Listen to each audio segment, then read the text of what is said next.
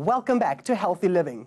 Clinical psychologist Audrey Katsadira shares insights on self-awareness, resilience, and abundance from within while working with women patients. Thank you so much for your time and joining us on the show. You're welcome. Is there a difference when it comes to gender and mental health and mental illness?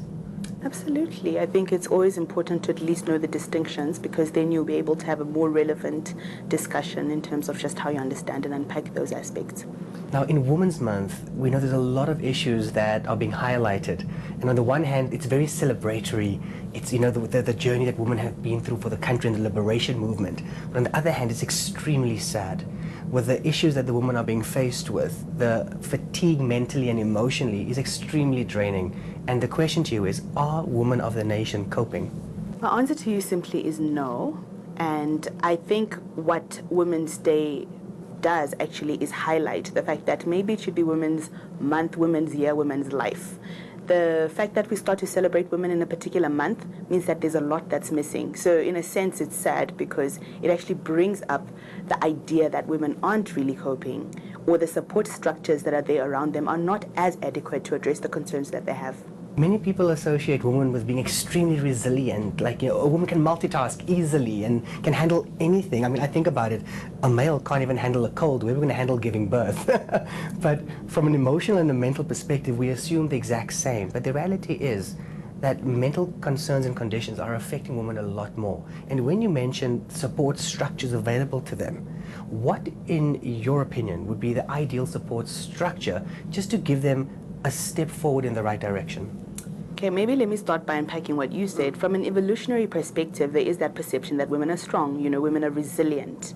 And this may be because women are more relational, but then just because someone is resilient and has a high tolerance to handle discomfort, it doesn't mean that they need to be filled to capacity.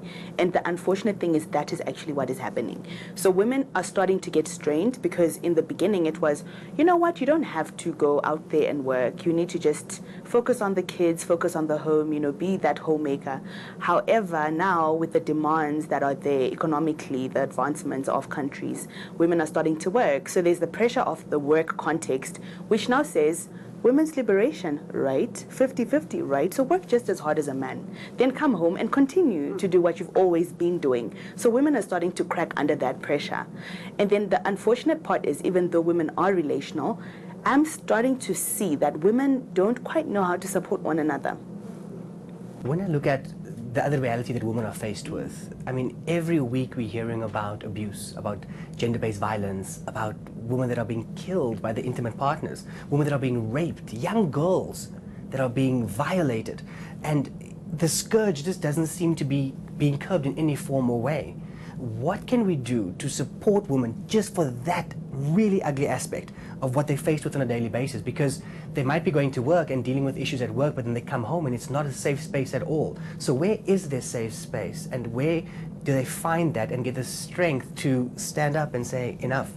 Thank you so much for bringing up the notion of the safe space. So a safe space starts in childhood, actually. And so I think that's where we want to start to address our systems within South Africa. The family system, for example, there's no right or wrong way of being a family, but the idea is to provide that platform of stability and safeness at the very least. So what I think is missing is that we have young girls who are suppressed in terms of being able to voice their opinion. They're being told, no, you're not allowed to speak. And if something happens, no, you're not allowed to say, because how is that going to look? So women are in a constant state of being suppressed and in a constant state of thinking of the other person. And I think that's the relational aspect that I spoke of earlier. So something that should ideally be a strength becomes a pathology, because the mom who's raising this girl, or the grandmother who's raising this girl, or the cousin, the sister, the guardian, is telling her, listen, this is how we did it. You have to remain silent. There's not much support. And guess what? If a woman does go and report, the justice system does not do much. And I think we've had this conversation so many times about how you'll go and report, but then you actually experience re-trauma. You'll be ridiculed, maybe you'll be mocked, or at the very least not taken seriously. It's just, okay, you'll be fine, these things happen. And I think that's the thing. We need to start to demystify the notion of silence, and these structures that are quite resistant to women opening up. So a safe space actually starts when a woman is able to have her voice that regardless of the resistance I'm going to face, I'm going to speak. And we should actually encourage women to speak from a young age and to listen to them. And I think that's actually what's missing. I think it's a wonderful and a powerful notion to have, and to create that safe space linked directly back into that support structure. Absolutely. And for women to get together and not real conversations, but like you said, authentic conversations. Absolutely. Accept the reality and own how one has dealt with it and one hasn't, and how we can learn from each other. And you know, those, you know, for lack of a better phrase, they call it a peer education, peer support. Absolutely. And that's what it brings in. But something else you're very passionate about, for women in particular, is self-care. And the notion of self-care is beyond just the hair and the makeup and the way our body looks, but many people associated with that. There's a self-care that happens in the heart, in the emotions, but also in the mind. Where do women start by addressing this issue? So, you know, coming back to this idea of authenticity, it means that we are able to provide platforms where women from different backgrounds come together, and not coming together because of a common theme, which is, oh goodness, we're victims, but coming together to say, what resources do we have? What resources do we have, even as we pull together? And then when we do that, then being unafraid to have uncomfortable conversations. You'll find that a lot of people that are able to collaborate effectively are able to say, we have differences, but for the purpose of this particular cause that's bigger than us, we can come together. And I think those are the affiliations I've been able to build, where I'm very different from some of my partners or my friends or my colleagues, but it's the ability to have the uncomfortable conversations that you find start to contribute to change. So coming back to self-care is really about self-acceptance. And a lot of people think, if I improve this, then I'll be fine, then I'll accept myself. If I improve this, then I'll be fine. But then self-care actually starts with, where am I now? Where am I right now? And can I love myself, accept myself as I am right now? And then to do anything else from the point of self-love.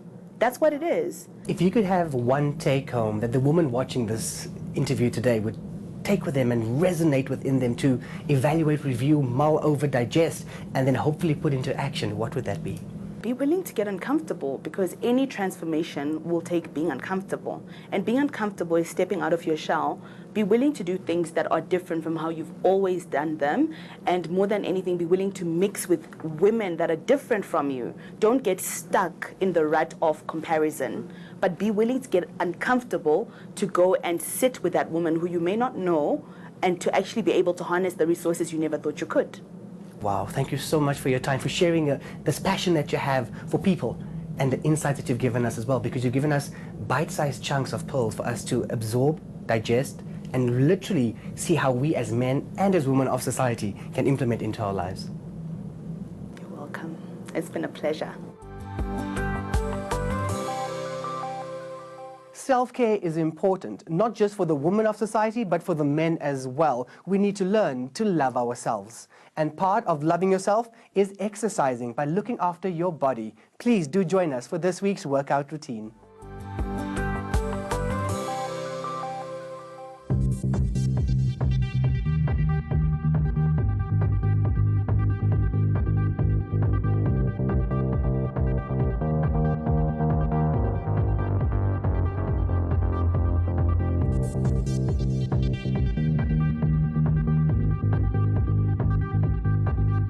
It's August and it's Women's Month, and our exercise routines for this entire month helps you women out there target those problem areas. And today we're starting off with the legs. We are here outdoors with the ducks quacking and the birds chirping to show you how simple and easy an outdoor workout is. The weather's warm, get out there, grab your friends together, ladies, and have a group fitness session by doing these simple exercises to target certain areas on the legs. Ladies, are you ready? So first things first, all I want us to do is hands up, and lift those knees up and hands go down. This is a warm-up. Now this is called the knee raise pull down warm-up. You're lifting up with your knees, dropping down with your hands. You do this for at least 60 seconds to ensure your body gets prepared for the workout ahead. Keep it going, nice and easy.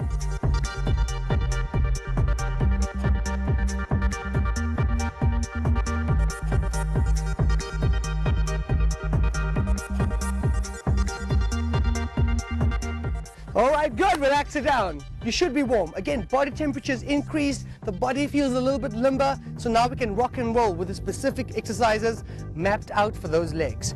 So we're gonna start off, and you know these lovely saddlebags, as they call them, on the ladies, you tend to get a lot of fat buildup in this area over here. So we're going to focus on concentrated leg raises. So ladies, from there, bend both knees, Put the weight on your left leg, right toes on the floor, hands up for balance. Lift up, hold, and down. Lift up, hold, and down. Now this exercise, as you raise that leg, focuses on pulling the saddlebags or the side of the leg. That helps you tighten and tone that area. Do this for 30 repetitions on each side. And don't forget to hold it for a split second as you lift that leg up.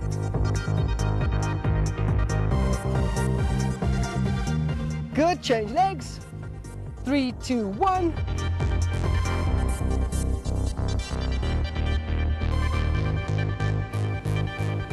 Good, hold it there for luck, hold it for luck, keep it there, feel the burn, and drop it down. Kim's balance is a bit wonky, so she needs to focus on strengthening her right leg. All right, next up, ladies, you know this thing called cellulite. Cellulite loves the back of the legs, and we're moving up in towards summer, so you need to begin to burn the cellulite off, tighten those areas. So now we're focusing on the back of the legs or the hamstrings. All that I want you to do is keep your feet shoulder width apart, right foot go forward, bend the left leg, lift your toes up and lean forward and try to touch your toes with small, smooth bouncing motions. All right? Now with this exercise, you'll notice that your leg that is in front, the knee is straight. It's isolating each leg, and you're going to feel a burn behind the knees, moving up towards the buttock in the back of the leg. This exercise you do for 30 repetitions on each side. Touch your toes, Kim.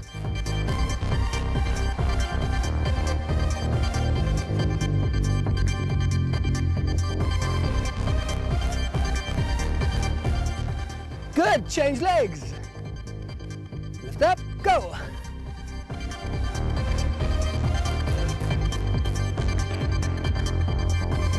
Good, and relax it up. Simple and easy. So far we've targeted 2 problem areas, but not to forget the front of the thighs. Many ladies have an accumulation of fat in and around the knee area, and that is just because you're not active enough forcing the body to burn that fat in the lower legs. Remember, your body doesn't burn fat where you choose it to burn. Your body burns fat wherever it wants to burn fat, but you can shape and tone muscles in specific areas. So we're going to force the body to shape and tone the thigh or the front of the leg and encourage the body to burn fat throughout the body, and eventually it will reach that area for you. So let's go into the sumo squat. All right, feet out at 45 degrees, legs wider than shoulder width apart, hands in front of you. Drop your bum back and go as low as you can, hold and lift up.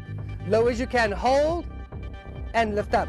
Low as you can, hold. Now this exercise you do for 40 repetitions, focusing on as you're dropping your buttock, imagine you're sitting on a chair and holding it there for a split second. Don't come up all the way, come up halfway and then focus on dropping your buttock as low as you can.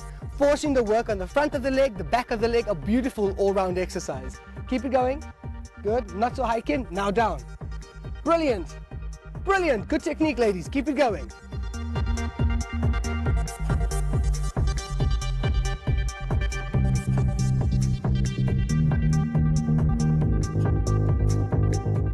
Good, and up we come. That's how simple a leg workout is in Women's Month. That's all we have for you on today's show. Thanks for watching Healthy Living on Afro Worldview. From me, Ronald Abaji, and the team, keep warm and healthy. Cheers.